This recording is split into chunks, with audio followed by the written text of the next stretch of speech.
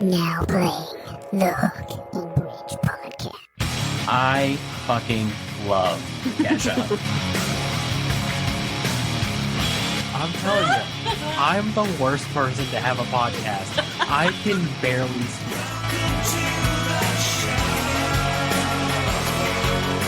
Oh my god, I love doing this! What's going on, everybody? Welcome back to the show. I am your host, Harley. Today, joined by nobody. I'm running solo this morning. But we have a super special guest joining us. Very excited to talk to you, Lauren. Her new EP comes out on April 18th. It is titled Hanging in the Balance. The track Ghost is the focus track of the EP, right? Yes.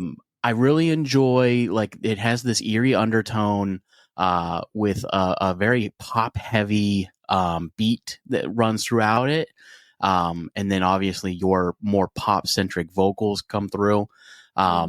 It's reminiscent, I would say, of artists like Halsey and like early Billie Eilish songs. Yeah, I can see that.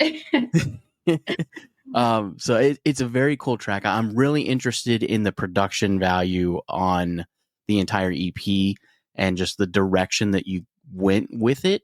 But without further ado, everybody, please welcome to the show Lauren Presley, up and coming pop centric artist, right? Thank you so much. So the first thing I want to ask you is your time on TV. You were on a show back in the day called Chasing Nashville. Yeah, that feels like a million years ago now. I mean, basically, right? It's over a decade at this point. Like, yeah, I was 12 when I first went on the show. And I think I was turning 13 or had just turned 13 when it started to air. So yeah, like 12 and 13, and I'm 25 now. So yeah, that feels like forever ago. but such a cool, like a weird but very, very cool experience. Right. So with that show, so you started at like 12, it aired when you were 13, but you were on it for a while, right? Like I think I saw a lot of like your childhood basically was just out there. I think I saw your graduation party on YouTube. It was really interesting. Yeah. So the show actually, it was on Lifetime channel. And I don't know. I think like, I thought it would honestly be more focused on like the music itself and like the real kind of like behind the scenes, like careers, of me and the other girls that were in the show. It went in a little bit more of like a Dance Moms, like that show, like type beat, but music. And I guess a little more focused on like us versus like the parents, like Dance Moms, but just like a little more, catty and drama and like whatever. And like I had been through like some bullying and like things like that, like in school and stuff, and like that was traumatizing enough. And so for that to be like kind of one of the focuses on the show, like that was maybe like one of the hardest parts for me. And I think I remember like literally telling one of the producers, like, I'm here to do music, like not to do this drama, whatever it is. So yeah, that is like one of the things that stands out for me. It actually got canceled on the first season. So it actually, like, we filmed for a while. We filmed for 3 or 4 months. And so it was just constantly like we'd travel back and forth between here in Nashville and then a couple places in Kentucky. Most of the girls lived in Kentucky. So yeah, it was like life on the road. I was homeschooled during that time, and I ended up getting super behind because, I mean, we were filming like 6 days a week, like 10 hours a day at, 12 years old. And so there just wasn't much time Right. left for like school. So I ended up getting super behind and I was in the 7th grade. I had to redo the 7th grade like the next year. And so it kind of set me behind as far as like when I would graduate. And so I ended up I believe, yeah, junior and senior year, I did online and ended up finishing a year early, which really was on time for me. Right. Right. I didn't want to graduate like later than when I was supposed to. So yeah, but it got canceled on the first season. I think there was 9 episodes and I think only 7 aired, and it got canceled like due to ratings, I guess. Yeah. So that, that's kind of sucked, like as a young artist, and you're like, oh my God, like this is such an amazing opportunity. You're like watching yourself on TV, and you see all these like the following, on Instagram coming through and things like that. And it's like, this is it. Like it's, this has always been my dream, like what I want to do, and it's finally happening. And then for it to be like, oh, never mind, rug pulled out from under you, is kind of like a oh shit, type Yeah. moment. But I learned a lot though. It was amazing, and I'm super grateful for it. I think it kind of helped me grow up. I think for sure, like going through something at that age, like you don't have time really for like a normal childhood. I didn't have a normal childhood outside of the show anyway. And so it's like adding that on top of it, it's like, yeah, I had to kind of grow up really fast. But overall, like a really amazing experience, and super grateful for it. It taught me a lot about the industry as well. And that's actually what made me move to Nashville, because I had lived in Texas before, and they had found one of my YouTube videos where I was singing this cover of a song. And they reached out to me on Facebook and, talked to my mom, and they were super, professional about it. And they were like, you need to come out to, I think it was North Carolina, to do this trial filming. And so we went out there, did the trial filming, and they ended up picking me and the 3, other main girls. Mm-hmm. And then shortly after that, we left Texas and came to Nashville and started the filming. And then my mom was a teacher, and she like quit her job in Texas. And yeah, my parents are divorced, so it was just my mom and I. And so yeah, we like came to Nashville. We were filming, and then ended up like renting this little cottage on a farm in Franklin, and like never went back. So yeah, it's kind of a crazy story. Well, I mean, it's interesting, the fact that the show moved more to the reality TV aspect. I auditioned for America's Got Talent when I was in high school. Not much older than you. I think I was 13, 14, something like that. And same thing, went through the process, got there, did my initial audition, and then it became about the story, right? The sad story. What are you bringing to the table? And it wasn't a focus on the music anymore. It wasn't a focus on the talent. It became about the charity case, right? So Yeah. it's part of the industry, but it makes us grow. And look at you now. You got this incredible EP out. And I am guessing from listening to it, a lot of those themes from that troubled childhood have come through in this for sure. Yes. Yeah. I think I was on my way to a session one day, and was kind of before the EP, like a lot of my older stuff, like they're kind of, I don't know, more like fun, sassy, kind of whatever, and not like super serious, and so I had never really put out something that was like that serious or like deep. I mean, it's still meaningful to me, but like not at the same level as like this EP and the songs that are on this EP are. And so I was on my way to a session, and I was like, I was kind of going through a rough time just mentally. And I was like, I just have so much shit like deep down that like I've never written about. And I just feel like I just like felt this pull to like get that out of my system. And so I kind of challenged myself like to be as vulnerable as humanly possible that day Right. in that session and just see how it goes and see what happens. And that's the day that we wrote People Leave, and which is the first song on the EP. And I released that back in November. And just like to see like kind of like the movement that it's had and like the effect that it's had on people, especially on TikTok. Like people have just really resonated with it and related to it. And that was my hope, honestly. I was like, my goal is like, I want to be as real and like honest and vulnerable as I possibly can, because I just want people to like see that. And I think when it is real, like people see that, you know, Hmm.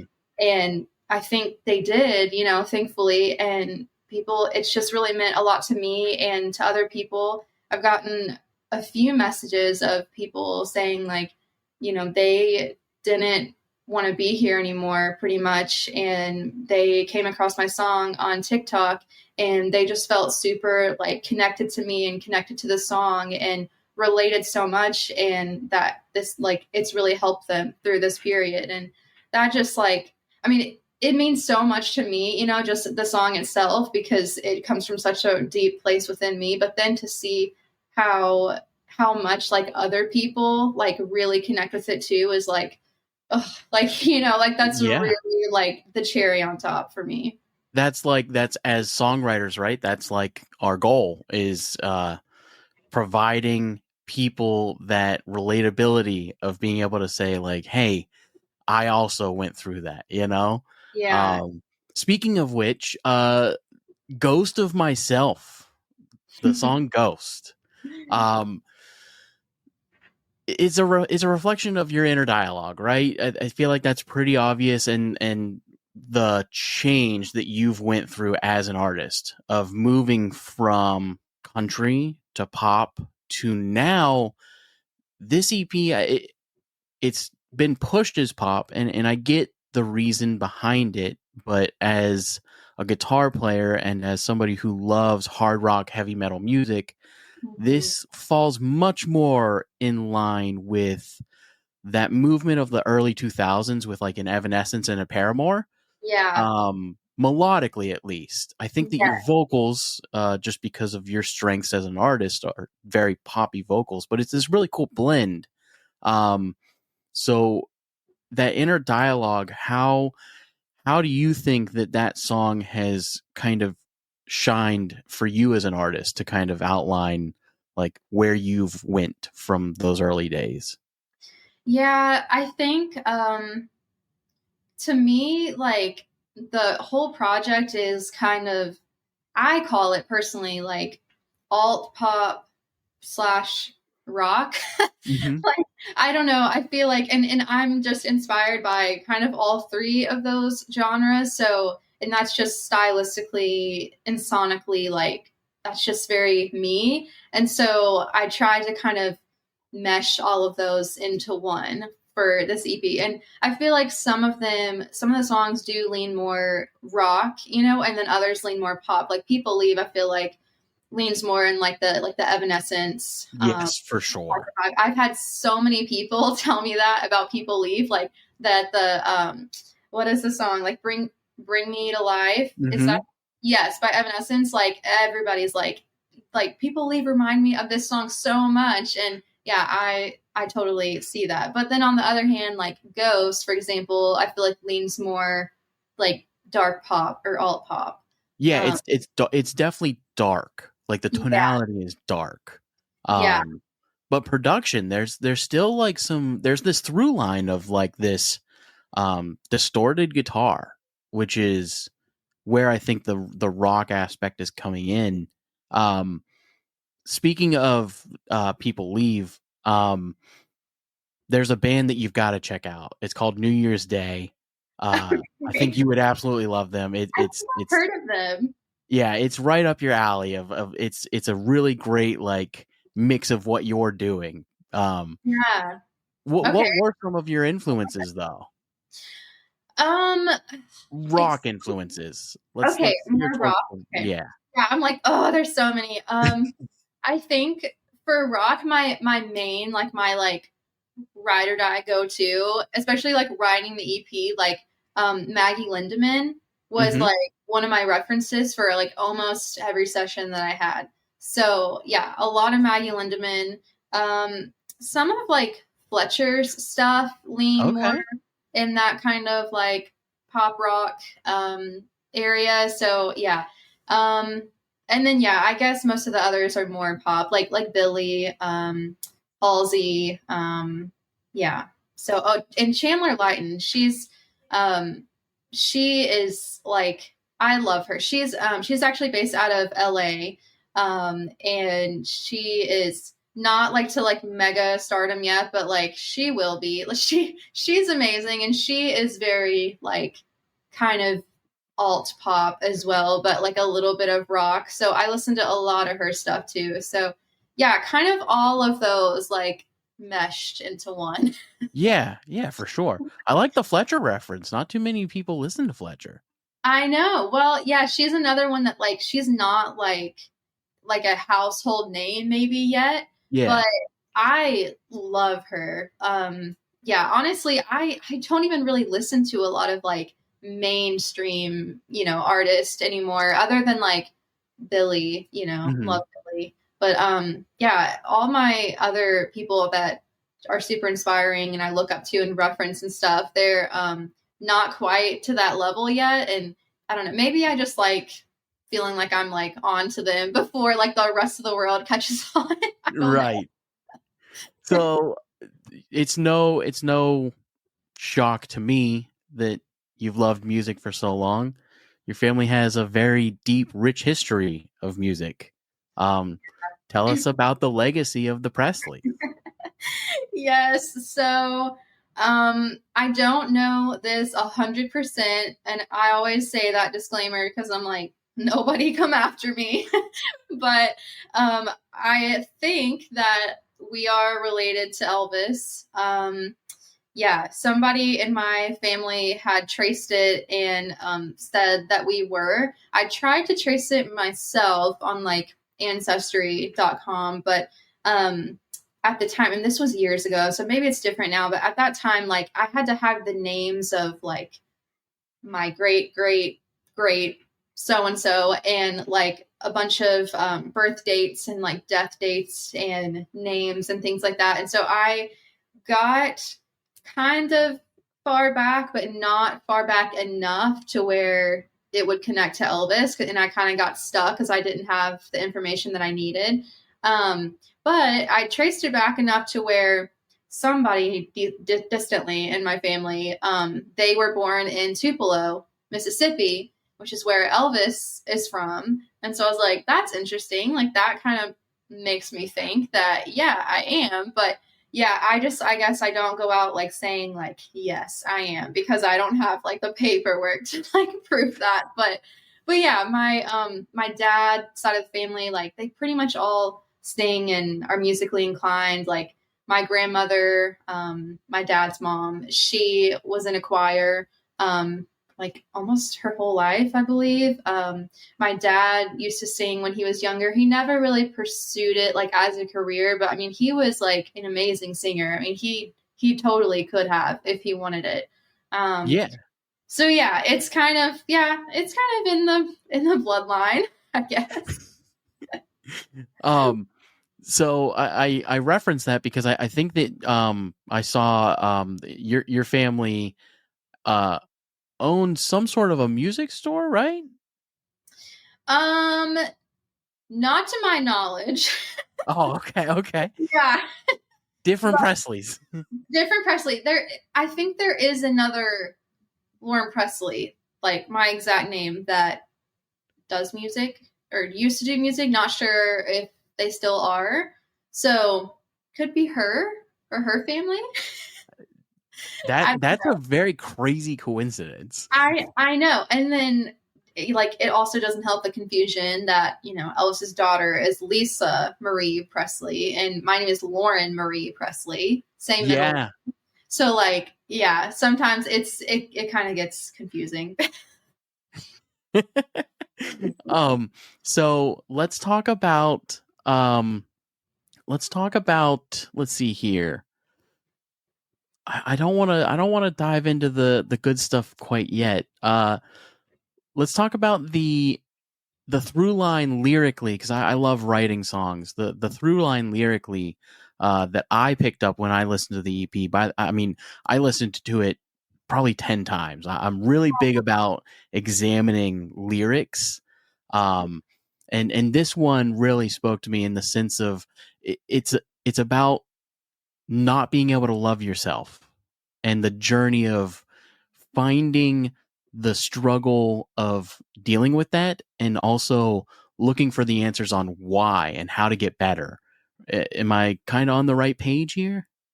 Yeah, yeah. I think honestly, I mean, I think like each song there's a lot of like meat in there. So I think each one like has that kind of concept at least somewhere in the song. But are you talking about Can I Be Happy? Well, I mean, Can I Be Happy? Paralyzed. Yeah, they all Ghost is kind obvious. Yeah. It's this idea of like, I don't want to call it self deprecation, but it's very similar to that, right? It's this idea of looking for why I can't love myself and finding reasons and blaming, this, that, or the other, but ultimately dealing with that struggle of the mental side of it, and understanding that you do need help. And um, putting this together obviously was therapeutic for you. Did you feel this weight lifted off your shoulders when you finally put it to paper and got it out there? I did. I really did. Which is why it was so therapeutic for me. Like I just really feel like I had so much stuff just like pent up, like emotional stuff that I like in my normal like daily life, like I'm not somebody that like opens up really to people. Like I just tend to like keep all of that to myself. So music and like in the writing room is kind of my only time to where I kind of like allow myself to like let all of that out. Um, and it was scary, like I mean, because I co-wrote all these songs with either two or three people. It's usually me, the producer, and then one or two other writers. Um, and it's kind of scary, like pouring your guts out like in front of these people. And luckily, like my coworkers and producers are just like amazing, and I'm friends with pretty much all of them at this point, and we've been working together for a little while, so I'm comfortable in that regard with them. But it's just vulnerable and scary talking about stuff that's that deep with anybody pretty much. So yeah, it was really like empowering, I guess would be the word for it, to get all that out. And after putting the whole EP together and like listening through, like I really felt strongly like, wow, like I like poured so much of myself into this, and like I could not have been more honest in this EP. Mm-hmm. So I'm just really like proud of myself from that aspect. And yeah, and with, Can I Be Happy and People Leave being out already, and people seemingly, resonating with those. And I think it has helped people. And so, I'm just proud in that regard too. So you're still on, obviously we all are, right, on this journey of finding that self-love, and the journey of getting better and feeling better. Do you feel that now you are closer to those answers or further in that journey than you were when you wrote these songs? Yes, I think I am so much further like in my like healing journey, I guess, than I was before. Like I feel like I'm in such a better place mentally now. Kind of just, I guess, working through all of that, Mm-hmm. out loud and through lyrics and, this whole project. Yeah, I think a lot of it is like I didn't have a very stable childhood. Like, my parents got divorced when I was 6 months old. And so, and both of them have been married to a few other people each. So it was just a lot of like people in and out of my life, from a very young age. And that's kind of what inspired people leave mostly. Like I would get attached to somebody, and think like, oh, this is like my new dad, for example, and then like the next month, like they'd be gone. And so that just kind of like engraved in my brain, like I can't, mostly with men too, like that I can just never trust that, like that's kind of what got engraved into my head growing up. And so people leave is kind of me like working through that. But yeah, also like as an artist, it's such a unstable like type of career. And for somebody like me that has moved around a lot, had a lot of people in and out of my life growing up, like I'm somebody like personally, like as a human, like that really craves stability. And sometimes I'm like, why did I choose this career path? Because this is the most like unstable and inconsistent career like I could have possibly chosen. So that's really hard, especially like being an independent artist. Like, like financially, there's like struggles. It's very expensive to be an Oh artist. Like, yeah. you know, I feel like most people like don't even like think about that or like realize that. But yeah, like that can be a challenge just all in itself. And then also like for me and working through all these things and trying to love myself and trying to like give myself validation instead of looking outward for that validation from people.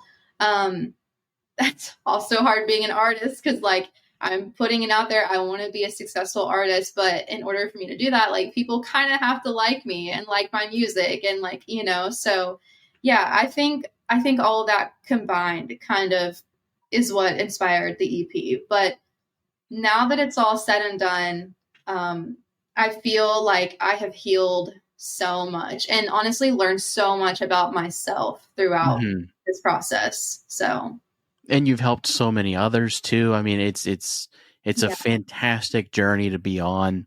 Um, so speaking of people leave, um, that song I was going to specifically ask about the vague nature and if there was a true story that kind of inspired it, and you kind of already answered that.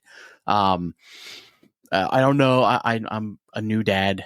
I have a 7 month old, and Aw. we watch Bluey all the time. And there's this great line in Bluey where, um, very similar to your song "People Leave," where one of the characters leave in the show, and the mom says, "Sometimes people come into our lives for a short amount of time to teach us a lesson, and then they're just gone." And that is a very sad fact of life, and you put it into great words lyrically, and uh, it, it's definitely something that a lot of people have struggled with. I have struggled with the same situation. My parents were divorced and very similar upbringing, but away from that side of the world, let's talk about you as a person and some of the things that you do outside of your music. What are some of your like hobbies that kind of keep your mind occupied outside of the music industry? Yeah. So I actually work as a veterinary technician part-time. So I, work at an animal hospital. And yeah, take care of sick animals and see cute puppies and kittens that come in. And yeah, it can be really challenging sometimes, but so rewarding other times. And I just really enjoy it. I'm trying to get to the point where I'm just an artist full time, and not working a separate job because it's kind of hard to juggle both. Mm-hmm. But for right now, I'm doing that part time, and love it. I have two dogs of my own. Their names are Finn and Otter, and They are our babies. Like they are like we don't my husband and I we don't have kids yet. And they are like literally our children. So anytime I am hanging out with them or taking them on a walk or something, like I'm just happy. So they've helped me a lot with my mental health for sure. Um, traveling, like traveling is a big passion of mine. I would love to travel more. Hopefully do like a world tour. Yeah.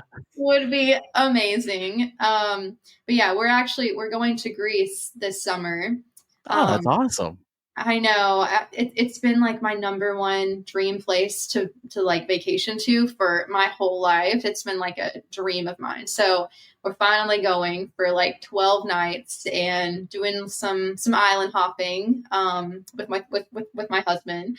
Yeah. So yeah, I'm super excited for that, and hopefully we'll get to travel more. But yeah, I guess animals, mostly dogs, and traveling and getting outside, taking walks. I've been more into working out the last like 6 months or so, and that's also helped like with mental health stuff too. So yeah, kind of all of those things. That's kind of what keeps me sane most of the time, in music, of course. Of course. So the other thing that we always ask all of our guests, typically I have my little sister here and she has her whole thing that she says, but we like to ask every artist, what is more important to you in production? Because the show is called the Hook and Bridge Podcast for a reason.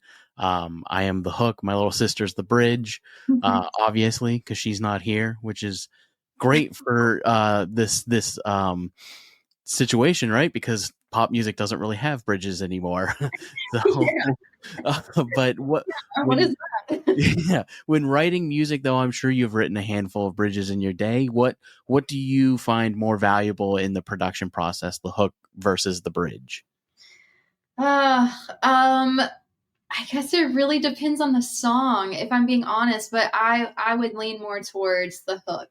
Hmm. Just, I mean, your people are going to hear it more than they are the bridge. So I feel like maybe like for that reason alone, like it's got to be good. Like like it's got to be something that hooks you. Of course. So I don't know. That's just my thinking. The hook. Yeah. Heck yeah. And then this is a new one that we've started asking is what would be your dream collaboration?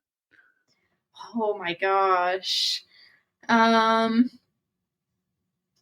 oh, I'm torn. I'm torn between Maggie Lindemann. I love her. Or Halsey. I don't know. I would maybe have to say Halsey. I mean, but just because I have been a fan of hers like for forever. Like she got me through like middle school and high school, honestly. So I would have to say her. She also has a really crazy story of like how she got to where she is. Like Hmm. it's a really like rags to riches, type of story, which I just think is so cool. So like I would love to hear more about that. So yeah, I would say Halsey.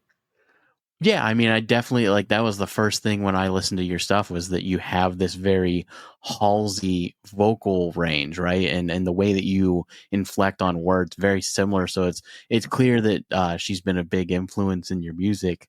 Yeah. The other thing that I wanted to ask you is artists to look up to that are up and coming. Who are you as an up and comer looking at and saying, "Oh, that person's going to be huge someday." I think the main person that comes to mind would be Chandler Layton. Yeah. She's I think she's sitting at around like 1 million monthly listeners right now on Spotify. But I remember she put something. I follow her on Instagram, and she put something on her story one time, and it was a screenshot from like a year or 2 years prior, and this was like a year ago when I saw this, so like 3 years ago at this point. And it was a screenshot of her monthly listeners on Spotify, and it was like 200K or 200 and something K. And she was just talking about like how much like her life has changed in the past couple of years, and that can happen for any artist, you know. It just takes one song or one TikTok even, you know, or something like that. So she just inspires me a lot, and like musically and sonically and lyrically. She's amazing, and I really look up to her. So Yeah, I'm gonna look her up after this. I'm not familiar with her, so I'm gonna look her up after this interview and just check yes, out you her have stuff. to. Yeah. So the new EP comes out April 18th. I've listened to it, like I said, like 10 times. I think it's great. I think everybody should check it out. I personally really gravitated towards Paralyzed on the EP. I really enjoyed that song. I think that Ghost is a fantastic track. I think that I'm a hipster, so Believe, I will be honest, is my personal least favorite. But it's more of just the popularity of it that Yeah. that bums me out. Everybody loves it, so I have to be against the grain. Yeah. So yeah, it comes out April 18th. This is out on Monday the 14th, so it's this week. That's awesome. Yes. Is Yeah. there anything going on as far as like a tour or any dates coming up? I don't have a tour set right now. I'm hoping that will be something in the works like later this year, hopefully. There's a couple people that I would love to open up for that are kind of similar to me. So I don't know. We'll just have to wait and see. Can you give any insight on who those artists are? Or? There's been a couple in mind. One, I don't know if you know who she is. Her name is Alexa Capelli. Yeah. Yeah. That's been like one, she's like on my list. Like I would love to open up for her. In Chandler, like that is another one I would just die if I got to open up for her. So yeah, we'll see. We are kind of in the point where I'm just kind of brainstorming, and soon that will be something that like my team will work on, is kind of reaching out and seeing, you know, if we could join a tour, you know, opening up for somebody like that. That's kind of my next stop, I guess, like later this year. So Yeah. Awesome. Again, Lauren Presley, everybody, and we're gonna get started on this game. Are you ready to test your music knowledge? I'm ready. I guess. All right. So today we are playing some pop hits trivia from the Bohemian Amigos record store. Shout out to them. Record store day was today, and we have some great records to put up here soon. All right. So normally I would play against you, but since I'm the only one here and I'm going to be reading the questions, that seems kind of unfair. So we're just going to test your knowledge a little bit and see how it goes. Okay. All right. First question. Which band, these are all multiple choice, by the way. That helps. Okay. Which band released the album Automatic for the People in 1992? A, The Fugees, B, REM, C, Metallica, or D, Radiohead? Oh my gosh, I wasn't even alive then.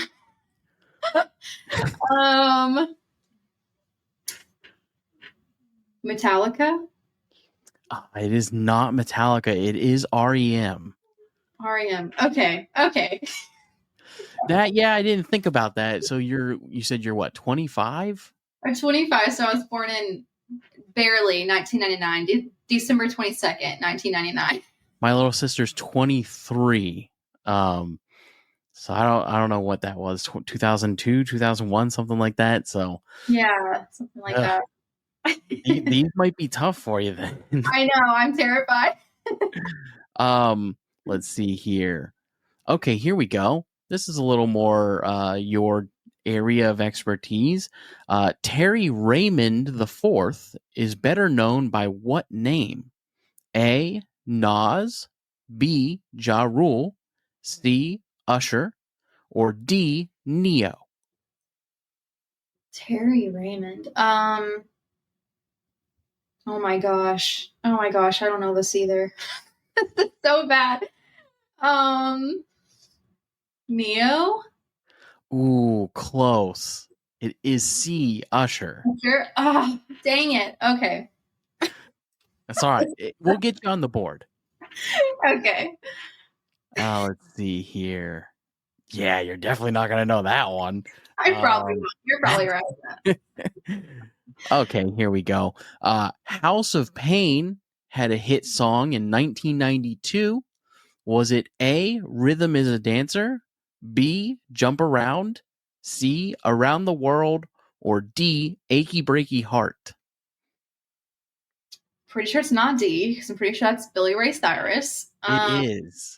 So, oh my gosh. I'm so bad at this. Is it A? Ooh, it is not A. You are really bad at this. It is B, Jump Around. Fun fact about House of Pain, Everlast is the lead singer of House of Pain, and Everlast went on to be a solo artist, putting out a huge hit back in the day. But I'm drawing a blank on what it's called. What It's Like, that's the name of it. Here we go. All right, this one's going to be pretty easy, I think. Okay. In which year did Mariah Carey release her debut album? A, 1993, B, 1990, C, 1992, or D, 1991? Oh my gosh, those dates were so close. They're all in order. Yeah. I mean, I know it was like, I knew it was In the like 90s? like early 90s, but like, oh, those are so specific. 1992. Oh, so close. It What was was B, 1990. Oh my gosh. Okay. This is That's horrible. all right. That's all right. This is going to make a great clip. Let's see here. Okay, Michelle Williams was a member of which girl band? A, Eternal, B, Destiny's Child, C, the Spice Girls, or D, TLC? Oh, I think this was before my time as well. I'm just gonna have to guess the Spice Girls. Wow, you come in like you're giving the wish answer when we're looking for the Amazon, and the answer is B, Destiny's Child. Okay, I'm horrified with myself. Let's see. You've only missed 5. That's fine, you know. Every single one. It's fine. It's fine. Let's see here. Okay, this is a later one. In what year did Justin Bieber and Louis Fonsi release Despacito? A, 2016, B, 2018, C, 2015, or D, 2017? I'm thinking it's either 2016 or 2015. 2016. I'm sorry. Is it It's 2017. What? Oh my gosh! I feel like that song has been around for so much longer than that. Oh, It feels like forever ago. it really does. 2017, that was oh yeah, that was almost 10 years ago. That's crazy. Yeah, but I feel like it's been around for forever. Okay, wow. All right, let's see here. Okay, I think you'll get this one. I said that a lot, but I think you will. Who had a hit with the song Perfect in 2017? A, Post Malone, B, Sam Smith, C, Justin Timberlake, or D, Ed Sheeran? Ed Sheeran. Hey, there we go. Hey, Yeah, there. We got one on the board. one. I think That was a little more my speed. honestly, that seems like it may be the only one. I'll give you it. We'll do two more, and Oh, then if we end up with just the one, it's still a win. okay. Okay, this is a pretty easy one. In 2002, who had an album titled "Songs About Jane"? A. One Republic, B. Coldplay, C. Maroon 5, or D. Kanye. Maroon 5. It is Maroon 5. We got Okay. two. We got Yay. two. I like Maroon 5, so That album specifically is such an iconic album. It was before they went heavy into pop, and it was still more of that like train alternative style. It was also before he cheated on his wife, so things were simpler then. yeah, simpler times. Let's see here. Who had a hit song, How Do I Live, in 1997? A. Tony Braxton, B. Leanne Rimes, C. Celine Dion, or D. Mariah Carey? Oh, it's either B or C. That's the song that's like, how do I live without you? That's That? the one. Oh. Um, Now, Celine Dion, she's known for the flute solo in Titanic. yes. Okay, it's gotta be Leanne Rimes. It is Leanne Rimes. Okay. Yay! Hey, look at that. Three Yeah. out of like 8 isn't bad, you I know? made a comeback a little bit towards the end. All right, I'll go ahead and leave it there, and I want to give you the win, you know. So, Yeah. Let's so softball on my head, please. Lauren Presley, everybody on the show today, the new EP coming out in April 18th, Hanging in the Balance. We didn't even talk about that song, Hanging in the Balance. The shortest song on the EP, kind of opens everything up. I assume that it's short on purpose as like an homage to Hanging in the Balance.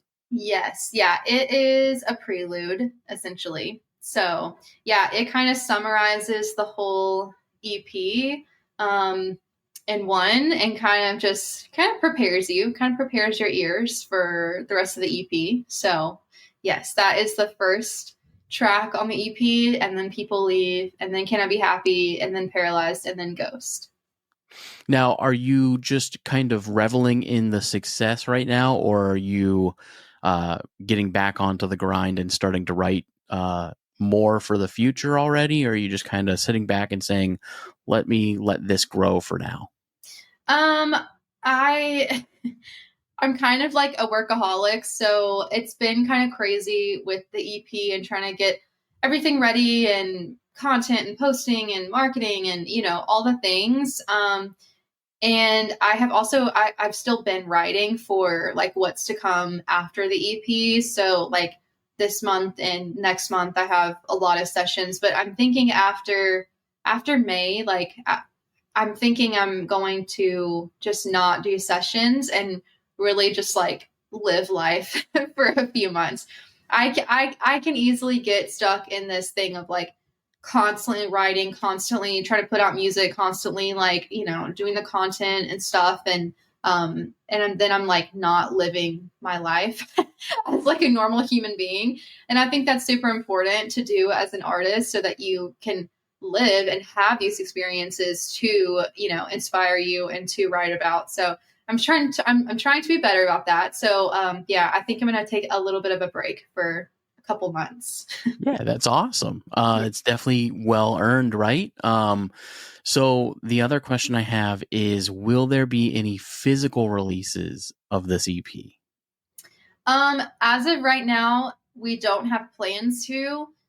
That could change, especially if it's something that's like being requested, it's open for discussion, but at the current moment, no. Okay. All right. Well, again, thank you so much, Lauren, for being on the show today. Thanks for being a part of the Hook and Bridge podcast family. And yeah, everybody go check out the new EP out this Friday. Thank you. Thank you so much for having me. Absolutely. Thank you. All right. You have yourself a wonderful day. All right. You too. Thanks. Bye-bye. Mhm.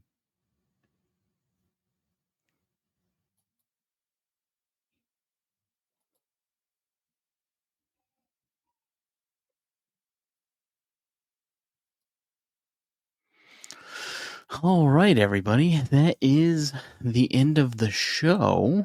I'm not used to doing this last part on my own, but yeah.